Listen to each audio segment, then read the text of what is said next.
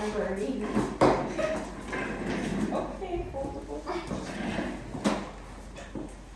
Well, good morning. This is our new podcast. Today we're going to talk about mathematics teaching practices, how we see them. We're going to define them and we're going to say how we may or may not see them if that applies. And yeah, I can start with the first one, establishing mathematical goals. So that's basically when, your instructor, your teacher tells you, okay, the goal for today is for us to master standard algorithm. That's them establishing that goal. We don't see this often when, I go into my practicum, which is unfortunate, but yeah, that's my experience on that.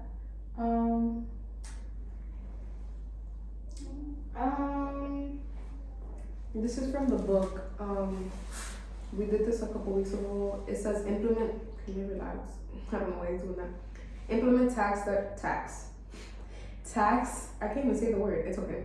That promote reasoning and problem solving. And then the definition is effective teaching of mathematics engages students in solving and discussing tasks that promote mathematical reasoning and problem solving, allowing multiple entry points and various solutions. I'm assuming it's kind of a weird interpretation or explanation, but it sounds like it's trying to say, just offering or allowing different points of view, of how to either do the math or explain the reasoning. That's what I understood from it. Yeah, I think that would be the open-ended question, so you're not asking a permanent answer. There's different ways to get in. Yeah. For the next one, it's use and connect representations. And so that's basically using symbols or anything in math that they're already familiar with in other areas of math, or drawing, or even concepts or terms that are able to be throughout different throughout geometry and algebra, stuff like that. Mm-hmm. I think that makes me think of learning how to count change in school and money. I think that's kind of some of the, what are they called? What? The little things that we use for math. What are they called? Yeah, it's the manipulatives. It can be used to teach different things. So I think, I don't know. Yeah, same with I don't know. dice. Dice can be used to teach different things, or decimals, when you're counting money, or if it's in fractions, stuff like that.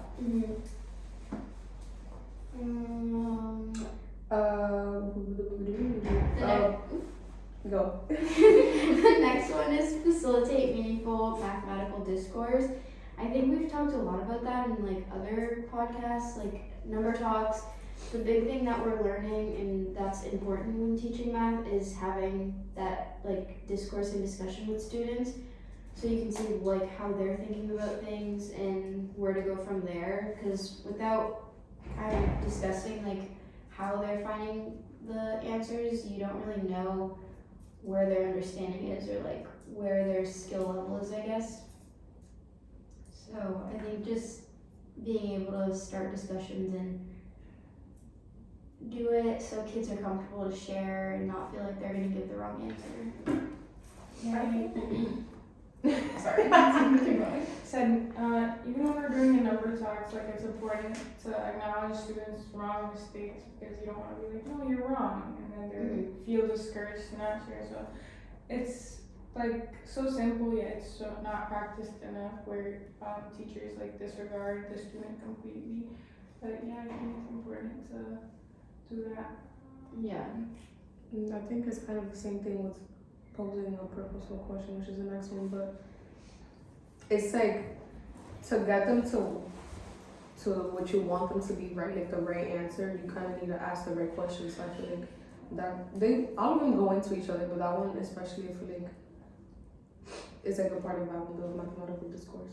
Yeah, I agree. Even if it's not always the right answer, even if it's the wrong answer, it can tell you as the teacher where that student is standing and how to further help them, and like regarding what questions the students are asking themselves. Like, And sometimes you might think they got it wrong because they don't know, but sometimes we're saying the wrong thing. We're like confusing them, or it's not the right wording, so it can get them to the wrong answer, and they actually do know how to do it. So I think that's important too. I think those two are like some of the easier like mathematical teaching practices, just because it's like not hard to ask a meaningful question and it's not hard to like listen to them, and also like just like having them turn and respond to like a peer, like that's simple stuff that anybody can do. And then it's just a matter of you listening, just how you were saying, like sometimes it's us confusing them.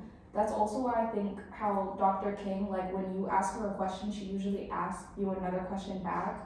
Like that's such a good strategy, because it's like To make sure, like confirming, is that what you're asking, Yeah. or like is it something else? Yeah, it makes sense.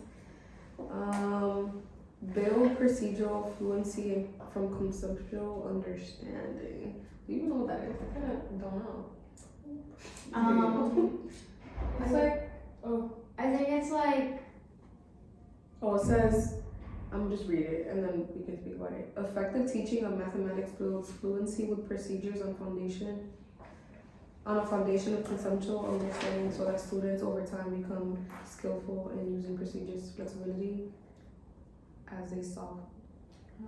how I understand this question is that, for example, if you're representing, like if Dr. King's telling us to answer a multiplication or a addition problem, she already knows that we know how to do that. So she's building on the fluency we already know. That's how I understand that question. So, for example, if, I don't know what kind of problem like long division, it requires both multiplication and division. So that's using both. I don't know, guys. No, what you mean? You just said it. No, it makes sense. Like she wouldn't like, let's say we're like second graders. We're not about to be doing like a fraction times a, I think second grade. I don't think we do mixed fractions yet. So like a mixed fraction times a like a normal fraction. Like why would she do that as a number talk if we have no like understanding of that? We haven't seen it before. Maybe we have, but we don't know how to do it. So it makes no sense.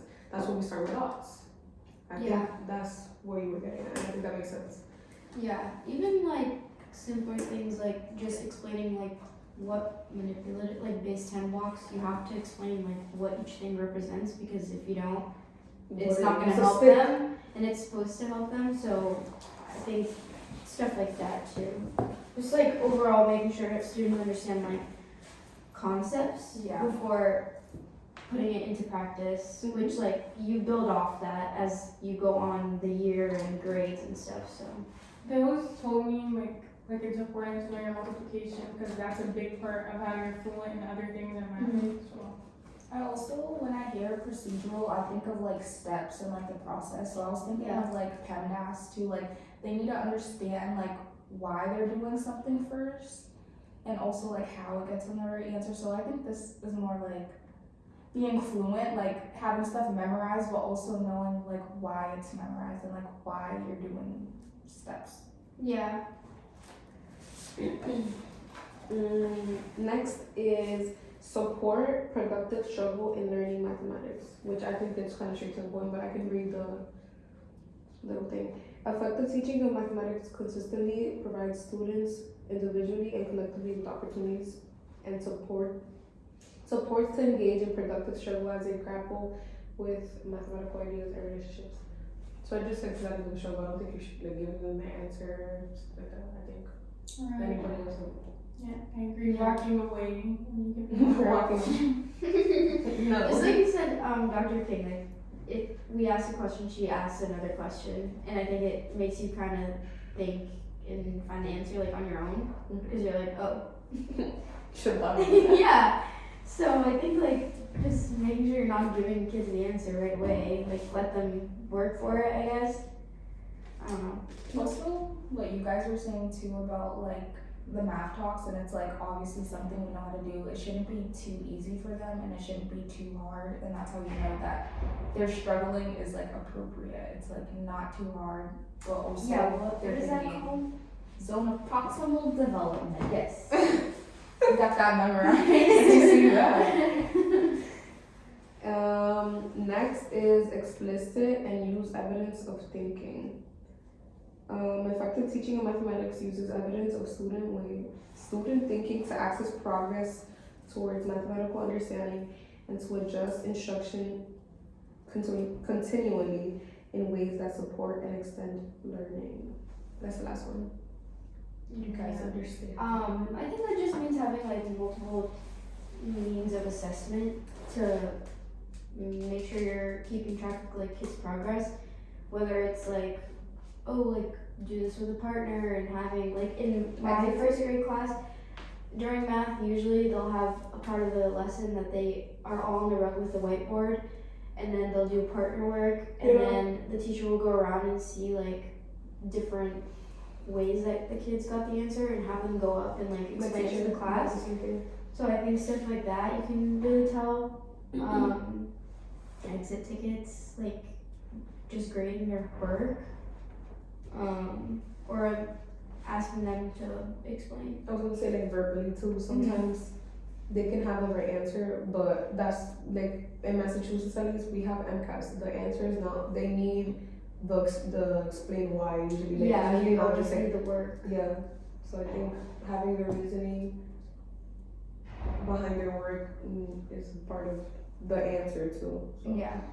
I think when you're doing formative assessments like orally, like do you understand this? Like how did you get this? And then they respond with how they respond. It tells you how to move on with the lesson. Like, okay, you know that the student doesn't understand that. Are you gonna right the wrong right now, or are you gonna embed it in another lesson? Yeah, I think it's also important to have multiple like different ways for a student to explain their thinking. Like whether it's like the manipulatives or like writing or verbally, you kind of have to work with the student to see, because all kids all different like need different supports. So I think just making sure you give them the opportunity to. I think in class, yes, but eventually, unfortunately, we have to be able to. No, yeah. That's the like. Especially It sucks because for- not everybody gets can do it like that. Yeah, But and I know with they have MCAS, it's hard to get like supports and stuff. No, yeah.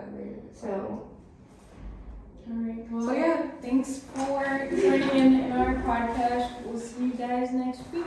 We'll see you, Professor, next week.